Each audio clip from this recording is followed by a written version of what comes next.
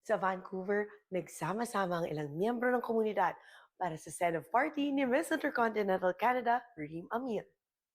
Piniling agahan ni Amil na pambato ng Canada ang kanyang biyahe sa Pilipinas para mas mapaghandaan pa ang pageant.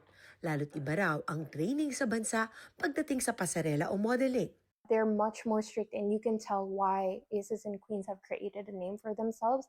Lumaki man sa Saudi Arabia at marunong mag-Arabic, di pa raw nakakapunta ng Egypt si Amil, ang host country ng Miss Intercontinental 2026 sa Enero. It's going to be at Sahel Hashish, Egypt. So it's the first time the pageant is being held there. So we're going to be right next to the Red Sea.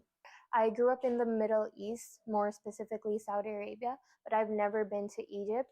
So this is going to be very interesting. I'll be going back to somewhat my roots and then reconnecting with a culture I once called home.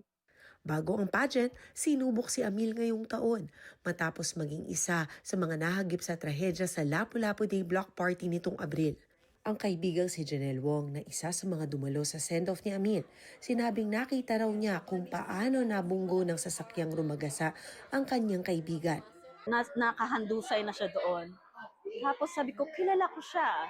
As Christmas wish, ay manalo siya. I think she deserve it because she's so kind and helpful. Si Sandy Amil, ina ni Reem, 2 araw daw nag-day off para ipagluto ng kanyang paboritong putahe ang anak bago umalis ng Canada. Nais niya raw maramdaman ng anak ang kanyang kalinga. Payo niya sa Pinay-Canadian beauty queen. Isa lang ang masasabi ko, I hope na she will remain focused on her journey. It's so odd because our slogan is the power of beauty and connected continents.